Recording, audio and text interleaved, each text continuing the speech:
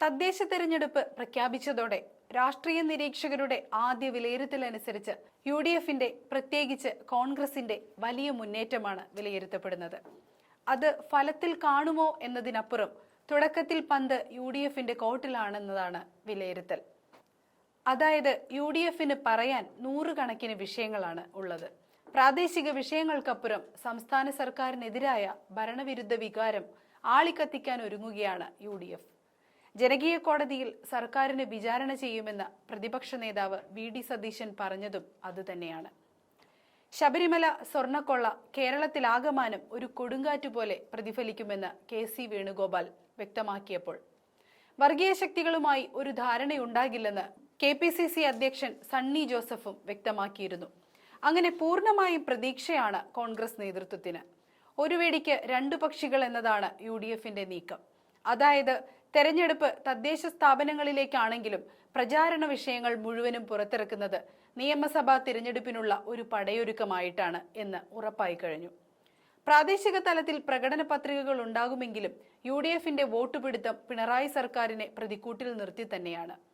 ഭരണവിരുദ്ധ വികാരം ഉയർത്തിക്കൊണ്ട് അതിന് അടിവരയിട്ടു കഴിഞ്ഞു.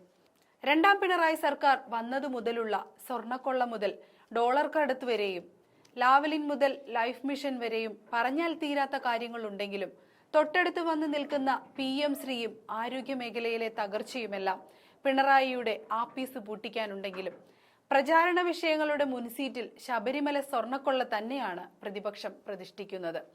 നേതൃതലത്തിൽ ഹൈക്കമാൻഡ് തുന്നിക്കെട്ടിയ യോജിപ്പ്, സ്ഥാനാർത്ഥികളെ നേരത്തെ പ്രഖ്യാപിച്ചുള്ള പ്രചാരണം, കോൺഗ്രസിന് പരിചിതമല്ലാത്ത രീതി UDFന്റെ ആകെ ആത്മവിശ്വാസം കൂട്ടിയിട്ടുണ്ട്.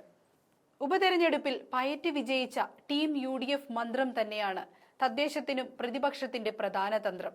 ഈ തദ്ദേശ തെരഞ്ഞെടുപ്പിൽ മുന്നേറ്റം മുഴുവൻ കോൺഗ്രസിന്റേതാക്കി മാറ്റിയത് കോർപ്പറേഷനുകളിൽ നടത്തിയ കിടിലൻ നീക്കമാണ്. ആദ്യം തന്നെ K മുരളീധരന്റെ നേതൃത്വത്തിൽ ശബരിനാഥനെ മുൻനിർത്തിയുള്ള നീക്കം തന്നെ ഞെട്ടിച്ചു കളഞ്ഞു.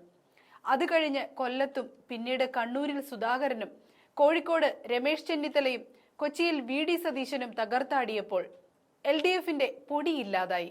തുടക്കത്തിലെ വിജയം സ്ഥാനാർത്ഥി നിർണയം എന്നിരിക്കെ അതിൽ 100% വിജയിച്ചിരിക്കുകയാണ് കോൺഗ്രസ്. അതുവഴി UDFും അപ്പോഴും ഉറങ്ങിക്കിടക്കുന്ന ഇടതുപക്ഷത്തിന് ഇനി കുറേയുണ്ട് കടമ്പകൾ എന്നിരിക്കെ അവരെ ഭരണവിരുദ്ധ വികാരം വളരെയധികം പ്രതിസന്ധിയിലാക്കിയിട്ടുണ്ടെന്നുമാണ് രാഷ്ട്രീയ നിരീക്ഷകരുടെ വിലയിരുത്തൽ.